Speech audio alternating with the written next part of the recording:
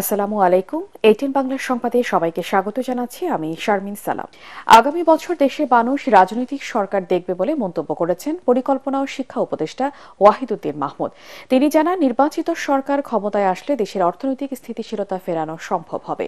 তিনি আরও বলেন, ব্যাংকের টাকা ব্যালেন্স শিটে আছে, কিন্তু বাস্তবে তার অস্তিত্ব নেই। বেক্সিমকোর মতো শিল্প প্রতিষ্ঠানগুলোর অর্থ লোপাটের কারণে বৈষম্যবিহীন সমাজ ব্যবস্থা গড়ে তোলা খুব কঠিন বলেও জানান এই অর্থনীতিবিদ।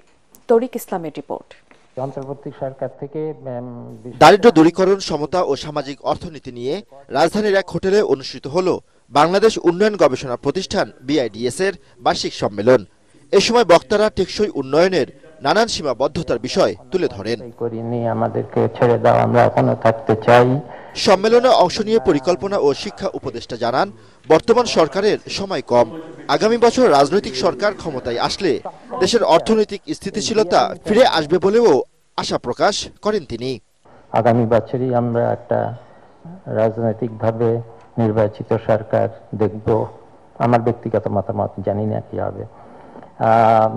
তখন সবাই মিলে ভাবা যাবে কিভাবে যাওয়া যাবে। তবে কোন দেশ কখনো তো হঠাৎ করে ওইভাবে উন্নতি হয়নি। তিনি বলেন, বড় শিল্প গ্রুপ দেশের অর্থ পাচার করেছে, ফলে বাধাগ্রস্ত হচ্ছে দেশের সামগ্রিক উন্নয়ন। বিভিন্ন বড় বড় কোম্পানির সব টাকা বাইরে চলে গেছে, যেখানে ব্যাংকের মানুষের টাকা ব্যাংকে আছে, কিন্তু ব্যাংকের সব টাকা বাইরে চলে গেছে, কিন্তু সেই টাকা তো মানুষের। বড় বড় শিল্প, বেক্সিমকো শিল্প ইন পার্টিকুলার, এগুলোর সব ব্যালেন্স শিট এখন দেখা যাচ্ছে, এগুলোতে ব্যালেন্স শিটে অনেক টাকা আছে, কিন্তু আসলে কোনো দেশের ভিতরে কোনো রিসোর্স নাই। And where will that money come from? এ সময় দেশের জনগণের সেবার সমতা নিশ্চিতে শিক্ষা ও স্বাস্থ্য খাতে অর্থ বরাদ্দ বাড়ানোর দাবি জানান স্বনামধন্য এই অর্থনীতিবিদ। তরিক ইসলাম, ATN বাংলা, ঢাকা। জনগণের প্রত্যাশা ও আস্থা ধরে রাখতে নেতাকর্মীদের কাজ করার আহ্বান জানিয়েছেন বিএনপির ভারপ্রাপ্ত চেয়ারম্যান তারেক রহমান। ফরিদপুর বিভাগীয় প্রশিক্ষণ কর্মশালায় বক্তব্য রাখতে গিয়ে তিনি আরও বলেন, অনিয়ম শৃঙ্খলা বিরোধী কাজে জড়ালে তার বিরুদ্ধে কঠোর হবে দল। সুশাসন প্রতিষ্ঠায় সরকার গঠন করতে পারলে সব ক্ষেত্রে জবাবদিহিতাও নিশ্চিত করার ঘোষণা দেন বিএনপির ভারপ্রাপ্ত চেয়ারম্যান। মইনুল আহসানের রিপোর্ট। রাষ্ট্র পরিচালনার দায়িত্ব পেলে বিএনপি শাসন ব্যবস্থায় কি ধরনের সংস্কার করতে চায় 31 দফা সেই রূপরেখা দেশের মানুষের কাছে পৌঁছে দিতেই দলের বিভাগীয় প্রশিক্ষণ কর্মশালা। সদর উপজেলা হলরুমে দিনব্যাপী এ কর্মশালায় বৃহত্তর ফরিদপুরের 6 জেলার বিএনপি ও সহযোগী সংগঠনের 350 নেতা অংশ নেন। ভার্চুয়ালি বক্তব্য রাখতে গিয়ে তারেক রহমান বলেন, পতিত স্বৈরাচার শেখ হাসিনার পতন ও পলায়নের পর বিএনপিকে ঘিরেই দেশের মানুষ নতুন স্বপ্ন দেখছে।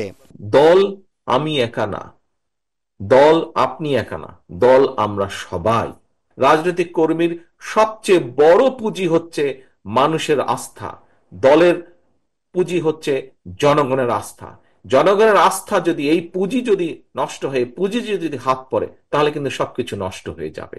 অবশ্যই জনগণের প্রত্যাশা অনুযায়ী আমাদেরকে উঠতে হবে, চলতে হবে। আমাদের মধ্যে কেউ কেউ কিছু কিছু ভুল করছে, সেই ভুলগুলোকে তাদেরকে শুধরে দিতে হবে, অথবা তাদেরকে সতর্ক করতে হবে, তাদেরকে সাবধান করতে হবে। ক্ষেত্র বিশেষে আমাদেরকে আরো কঠোর হতে হবে। এ সময় গণতান্ত্রিক ধারাবাহিকতা ও সরকারের সব পর্যায়ে জবাবদিহিতা নিশ্চিত করার উপর জোর দেন বিএনপির ভারপ্রাপ্ত চেয়ারম্যান। পলায়নকৃত যে স্বৈরাচার, তাদের আমলে আমরা দুর্নীতির কথাই বলি, তাদের আমলে আমরা অরাজকতার কথাই বলি, আইন শৃঙ্খলার ক্ষেত্রে অবনতির কথা যেটিই আমরা উল্লেখ করি না কেন, যেটিই আমরা তুলে আনি না কেন, কোনো ক্ষেত্রেই কোনো জবাবদিহিতা ছিল না। আমরা দেশে একটি জবাবদিহিতার পরিবেশ তৈরি করতে চাইছি। জবাবদিহিতা প্রতিটি পর্যায়ে থাকতে হবে। ইউনিয়ন পরিষদের মেম্বার যেরকম জবাবদিহিতা করবে, প্রধানমন্ত্রীও জবাবদিহিতা করবে। পৌরসভার চেয়ারম্যান, উপজেলা চেয়ারম্যান যেমন জবাবদিহিতা করবে, মন্ত্রীদেরকেও জবাবদিহিতা করতে হবে। একটি নিরপেক্ষ স্বাধীন নির্বাচন আমরা আশা করব, চাইব, যে নির্বাচনে মানুষ নিরাপদে, স্বাধীনভাবে, ভয় ভীতিহীনভাবে ভোট দিতে পারবে। আমরা জনগণের যেটি ডিসিশন, যেটি সিদ্ধান্ত নির্বাচনের মাধ্যমে, সেটি অবশ্যই আমরা মেনে নেব। দিনব্যাপী কর্মশালায় তৃণমূল নেতাদের পরামর্শ ও ৩১ দফা সংস্কার প্রস্তাবের নানা দিক ব্যাখ্যা করেন বিএনপির সিনিয়র নেতারা। মইনুল আহসান, এটিএন বাংলা। আওয়ামী লীগ এবং জাতীয় পার্টি মিলে জনসমর্থন 50%। জিএম কাদেরের এমন বক্তব্যের কড়া জবাব দিয়েছেন বিএনপির সিনিয়র যুগ্ম মহাসচিব রুহুল কবির রিজভী। শেখ হাসিনার দোসর জিএম কাদের এখনও বড় কথা বলার সুযোগ পায় কি করে, অন্তর্বর্তী সরকারের কাছে এমন প্রশ্নও রাখেন তিনি। রাজধানীতে গুম হওয়া ছাত্রদল নেতা সুজন ও ফরহাদকে ফিরে পাওয়ার দাবিতে এক বিক্ষোভ সমাবেশে অংশ নিয়ে এসব কথা বলেন রিজভী। একই সঙ্গে ভারতের গোয়েন্দা ল্যাবরেটরিতে শেখ হাসিনা ও জিএম কাদেরদের জন্ম বলেও মন্তব্য করেন তিনি। এখন ঘাপটি মেরে থাকলেও তারা যেকোনো মুহূর্তে সুযোগ পেলে ছোবল দেবে বলেও সকলকে সতর্ক করেন বিএনপির এই নেতা। হাসিনার দোসর জিএম কাদের উনি বলেন আওয়ামী লীগ আর জাতীয় পার্টি মিলে নাকি তাদের পক্ষে জনগণ 50%। এই কথা বলার সুযোগ পায় কি করে জিএম কাদেররা? এর সাথে শেখ হাসিনার এই রক্ত ছড়ানো যে তার যে দুঃশাসনের মধ্যে কত মায়ের কোল খালি হয়েছে, কত বোনের চোখ দিয়ে অশ্রু ঝরে পড়েছে, কত পিতা উন্মাদ হয়ে গেছে সন্তানের শোকে। এই 17 বছরের এই নির্মম শাসনকে যারা বৈধতা দিয়েছে তারা এরশাদ আর এরশাদের ভাই, এরশাদের স্ত্রী, তারা আজকে গলা বের করে উঁচু গলায় কথা বলছে কিভাবে?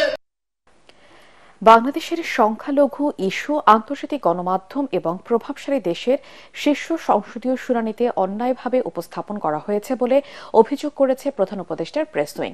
এ বিষয়ে প্রেস সচিব শফিকুল আলম নিজের ভেরিফাইড ফেসবুক পোস্টে সেকুলার সংবাদপত্র, আন্তর্জাতিক মানবাধিকার সংগঠনগুলোকে বাংলাদেশের কথিত ধর্মীয় সহিংসতার মামলাগুলো তদন্ত করার আহ্বান জানান। পোস্টে তিনি আরও উল্লেখ করেন, বিপ্লব পরবর্তী সময়ে নেত্র নিউজ যে 9 জন হিন্দু মৃত্যুর কথা বলেছিল তাদের প্রায় সবগুলো রাজনৈতিক ব্যক্তিগত কারণে ঘটেছিল, যা সাম্প্রদায়িক সহিংসতা নয়। এই প্রতিবেদনের প্রতিবাদে হিন্দু, বৌদ্ধ, খ্রিস্টান ঐক্য পরিষদ বিবৃতি দেবে এমনটাই আশা ছিল তাদের। এদিকে ইন্ডিয়া টুডের প্রতিবেদনে ভারত সীমান্তে বাংলাদেশে ড্রোন মোতায়েনের যে দাবি করা হয়েছে তা ভুয়া এবং পরিকল্পিত অপপ্রচার অংশ বলেও উল্লেখ করেন প্রধান উপদেষ্টার প্রেস সচিব। ধর্মীয় সংখ্যালঘু ইস্যুকে কেন্দ্র করে ভারতের উস্কানিমূলক কর্মকাণ্ড বাংলাদেশের স্বাধীনতার সার্বভৌমত্বের জন্য হুমকি বলে অভিযোগ করেছেন সশস্ত্র বাহিনীর অবসরপ্রাপ্ত কর্মকর্তারা। দেশের জনগণকে সাথে নিয়ে ভারতের সকল ষড়যন্ত্র রুখে দেওয়ার ঘোষণা দেন তারা। রাজধানীতে ভারতীয় আধিপত্যবাদের বিরুদ্ধে বিক্ষোভ সমাবেশ থেকে এমন হুঁশিয়ারি দেন সশস্ত্র বাহিনীর অবসরপ্রাপ্ত কর্মকর্তারা। তারা বলেন, বিগত সরকারের নেয়া নতজানু পররাষ্ট্রনীতি এদেশের জনগণ আর কখনোই মেনে নেবে না। জেএম তোসলিমের রিপোর্ট।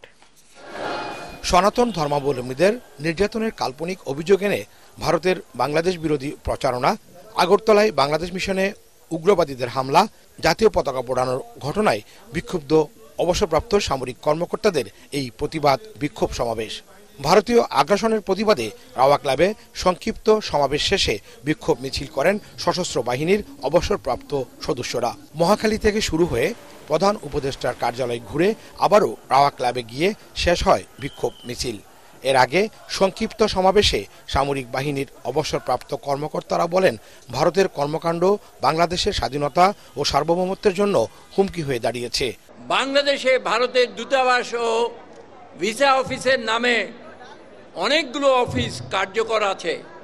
আমরা ধারণা করি এই সমস্ত অফিস গোয়েন্দা বৃত্তি ছাড়া আর বিশেষ কিছু করে না। এ সময় তারা প্রধান উপদেষ্টা ডক্টর মোহাম্মদ ইউনূসের ডাকা জাতীয় ঐক্যে সাড়া দিয়ে বলেন, জাতির প্রয়োজনে যে কোনো সময় যে কোনো পরিস্থিতি মোকাবেলায় প্রস্তুত প্রশিক্ষিত কর্মকর্তারা।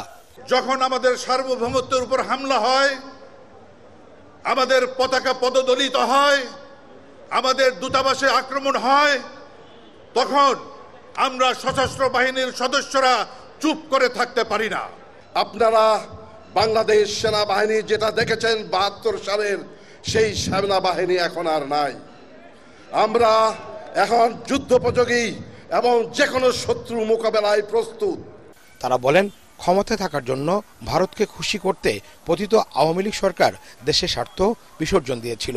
এ সময় বাংলাদেশের বিরুদ্ধে দেশি বিদেশি যে কোনো ষড়যন্ত্র রুখে দেওয়ার অঙ্গীকার ব্যক্ত করেন অবসরপ্রাপ্ত সামরিক অফিসাররা। তারা আমাদেরকে আবার তাদের একটা ডিপ স্টেট হিসেবে পরিণত করতে চায়। We must stop everything in Bangladesh. এইবার ঈদে আমরা ভারতীয় পণ্য কিনবো না। কোনো ধরনের কালো হাত বাংলাদেশে চলবে না।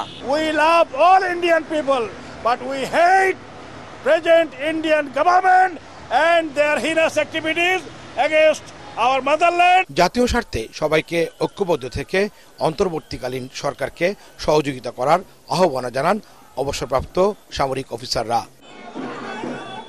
জি এম তসলিম, এটিএন বাংলা, ঢাকা। ভালোবাসার মানবিক সমাজ গড়াই জামাত ইসলামের লক্ষ্য বলে জানিয়েছেন দলটির আমির ডক্টর শফিকুর রহমান। রাজধানী মিরপুরে শীতার্ত মানুষের মাঝে উপহার সামগ্রী বিতরণ অনুষ্ঠানে তিনি একথা বলেন। অন্যায়ের প্রতিবাদ এবং মানুষকে ভালোবেসে দেশকে একটি ইসলামী কল্যাণ রাষ্ট্র হিসেবে গড়ে তুলতে সবাইকে ঐক্যবদ্ধ হওয়ারও আহ্বান জানান জামাতের আমির। মানুষ আশরাফুল মখলুকাত, এটাই আমাদের কাছে বিষয়। এমনকি এটাও আমাদের কাছে বিষয় নয় যে তিনি কোন ধর্মের মানুষ, বরঞ্চ আমাদের কাছে বিষয় যে তিনি একজন মানুষ। আমাদের মায়ের জাতিরাও সর্বোচ্চ মর্যাদায় সমাজে থাকবেন। সবাইকে হাত বাড়াতে হবে। হাত বাড়ানোর মানে শুধু ভোট দেওয়া নয়, হাত বাড়ানোর মানে যে যেখানে আসি ওখানে অন্যায়ের বিরুদ্ধে দাঁড়াতে হবে এবং সত্যের পক্ষ নিতে হবে। ইনশাআল্লাহ আপনারা পারবেন তো? আল্লাহ তাআলা আপনাদেরকে তৌফিক দান করুন। জুলাই বিপ্লবের চেতনা এখনও অনেকেই ধারণ করতে পারেনি বলে মন্তব্য করেছেন ইসলামী ছাত্র শিবিরের কেন্দ্রীয় সভাপতি মঞ্জুরুল ইসলাম। রাজধানীর শাহবাগে জাতীয় জাদুঘরে ফ্রেমে বন্দী ৩৬ জুলাই অভ্যুত্থানের পূর্বাপর শীর্ষক আলোকচিত্র প্রদর্শনী উপলক্ষে আয়োজিত অনুষ্ঠানে তিনি একথা বলেন। এ সময় সকলের সম্মিলিত প্রচেষ্টায় ৫ই আগস্ট যে বিজয় দেখেছে গোটা জাতি, দলমত নির্বিশেষে তার সবাইকে হৃদয়ে লালন করার আহ্বান জানায় শিবিরের নেতাকর্মীরা। মাজহারুল হক মুহাজিরের রিপোর্ট, ছবি তুলেছেন ইমদাদুল হক।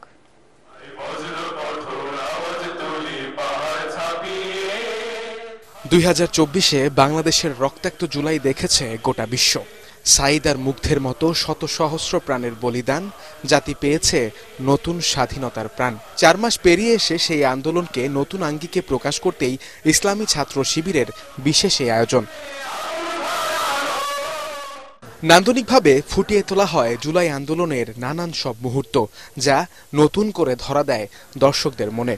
আজকে আমাদের মধ্যে বিভিন্ন ধরনের বিভাজন আমরা দেখতে পাচ্ছি, কারণ আমরা জুলাইয়ের যে স্পিরিট ছিল, শহীদদের যে আকাঙ্ক্ষা ছিল, সে আকাঙ্ক্ষা থেকে দিনে দিনে দূরে সরে যাচ্ছে। জুলাই মাসকে কখনো বলা হবে না যে রিয়েল যে যুদ্ধ করে আমরা নিজের বাংলাদেশকে ফিরে পাইছি। ইনশাআল্লাহ নেক্সট টাইমও যদি কোনোদিন আবার এমন কিছু হয় আমরা আবার দাঁড়াবো। জুলাই অভ্যুত্থানের চেতনাকে ধারণ করার জন্যই এমন আয়োজন করা হয়েছে বলে জানান ছাত্র শিবির সভাপতি। একটি মহল দেশ নিয়ে চক্রান্ত করে যাচ্ছে এবং সরকারেরও কিছু ব্যক্তি, এটা আমার মনে হয় যে সবাই জুলাইকে এখনো সেভাবে ধারণ করে না। বেলা বাড়ার সাথে সাথে জাতীয় জাদুঘরের নলিনীকান্ত ভট্টশালী গ্যালারিতে আয়োজিত আলোকচিত্র প্রদর্শনীতে ভিড় বাড়ে দর্শনার্থীদের। 2 দিনব্যাপী চলা প্রদর্শনী সবার জন্য উন্মুক্ত। 24শে জুলাইকে এভাবে যে এক ছাদের নিচে নিয়ে আসা যায়, তারই যেন এক উজ্জ্বল দৃষ্টান্ত স্থাপন করল ইসলামী ছাত্র শিবির, যা নিঃসন্দেহে অনুপ্রেরণা যোগাবে দেশের সকল ছাত্র সংগঠনের নেতাকর্মীদের মনে। এমনটাই বলছেন এখানে আসা দর্শনার্থীরা। তারা আরও বলছেন, জুলাই বিপ্লবকে ধারণ করে এমন আয়োজন হওয়া উচিত দেশের প্রতিটি প্রান্তে, প্রতিটি ক্ষেত্রে। মাজহারুল হক মুহাজির, এটিএন বাংলা, ঢাকা। প্রতিবেশী রাষ্ট্রগুলোর সাথে দাদাগিরি করতে গিয়ে ভারত বন্ধুহীন রাষ্ট্রে পরিণত হয়ে গেছে বলে মন্তব্য করেছেন বিএনপির কেন্দ্রীয় নেতা ও সাবেক উপমন্ত্রী রুহুল কুদ্দুস তালুকদার দুলু। শনিবার বিকেলে নাটোর সদর উপজেলা বিএনপির সাবেক সভাপতি মরহুম নিয়ামতুল্লাহ নান্নুর স্মরণ সভায় অংশ নিয়ে তিনি এ মন্তব্য করেন। তিনি অভিযোগ করেন, শেখ হাসিনার পতনে ভারত সরকার ও উগ্র হিন্দুরা মর্মাহত হয়ে বাংলাদেশের বিরুদ্ধে অপপ্রচার চালাচ্ছে। কোনো ব্যক্তির সঙ্গে নয়, বরং রাষ্ট্র বাংলাদেশের সাথে সুসম্পর্ক স্থাপনে ভারতের প্রতি আহ্বান জানান রুহুল কুদ্দুস তালুকদার দুলু।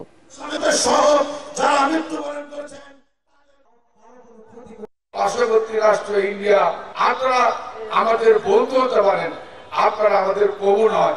আপনাদের আচরণ, আপনাদের যে আচরণ আপনারা দেখান, আপনারা দাদাগিরি করতে চান।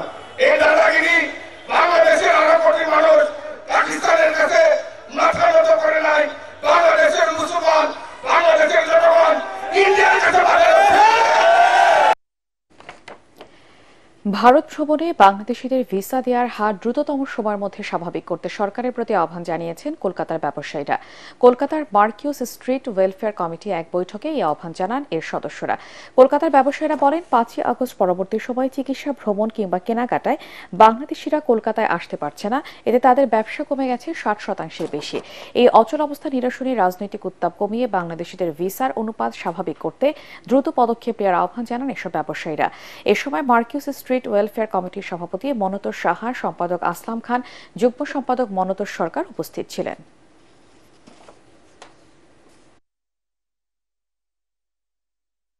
ভারত সরকার এবং বাংলাদেশ সরকার যে কালকে একটা মিটিং করছে এবং এই বৈঠকটা করছে, আমার মনে হয় এর থেকে অনেক কিছু বেরিয়ে আসবে এবং আস্তে আস্তে ভিসাটাকে শিথিল হবে এবং আমরা আবার পুরনো জায়গায় ফিরে আসতে পারবো। নির্মাণ ও আবাসন শিল্পের সততা, কাজের গুণগত মান ও গ্রাহক সেবায় প্রশংসা অর্জন করে 41 বছর অতিক্রম করল আবাসন প্রতিষ্ঠান the structural engineers limited SEL। এই উপলক্ষে রাজধানীর ধানমন্ডিতে SEL এর অঙ্গ প্রতিষ্ঠান অর্চার্ড কনভেনশন হলে শুভেচ্ছা বিনিময় ও মিষ্টিমুখ অনুষ্ঠানের আয়োজন করা হয়। অনুষ্ঠানের প্রধান অতিথি ছিলেন শিক্ষাবিদ, বিশ্ব সাহিত্য কেন্দ্রের প্রতিষ্ঠাতা অধ্যাপক আব্দুল্লাহ আবু সাইদ। তিনি তার বক্তব্যে আগামী বছরের পথচলা যেন সমৃদ্ধ হয় সেই কামনা করেন। SEL এর ব্যবস্থাপনা পরিচালক, বাংলাদেশ রেডিমিক্স কংক্রিট অ্যাসোসিয়েশনের সভাপতি প্রকৌশলী মোহাম্মদ আব্দুল আওয়াল কোম্পানির ভবিষ্যৎ কর্মপরিকল্পনা তুলে ধরে গ্রাহক সেবার মান বাড়ানোর আশাবাদ ব্যক্ত করেন। অনুষ্ঠানে আরও বক্তব্য রাখেন কোম্পানির অতিরিক্ত ব্যবস্থাপনা পরিচালক প্রকৌশলী AHF জহিরুল হক, উপব্যবস্থাপনা পরিচালক প্রকৌশলী মোহাম্মদ আব্দুল্লাহ, অতিরিক্ত উপব্যবস্থাপনা পরিচালক আর্কিটেক্ট মোহাম্মদ আব্দুর রহমান সহ অন্যরা। এতে SEL এর কর্মকর্তা কর্মচারী, ল্যান্ড ওনার, গ্রাহক, সরবরাহকারী ও ঠিকাদার প্রতিষ্ঠানের প্রতিনিধিরা উপস্থিত ছিলেন। এবারে পার্টেক্স খেলার খবর।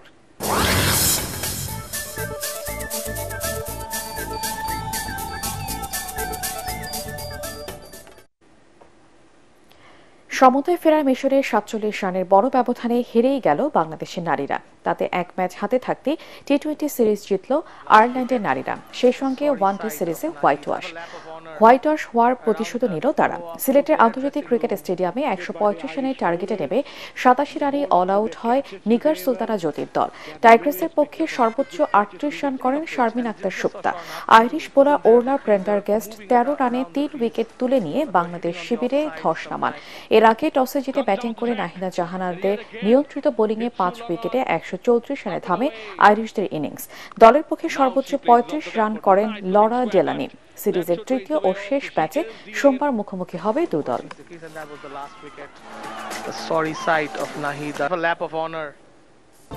পরবর্তী সংবাদ দেখার আমন্ত্রণ জানিয়ে এখনকার মতো শেষ করছি। ATN বাংলা সংবাদ ইউটিউবে দেখতে ব্রাউজ করুন youtube/ATN Bangla News।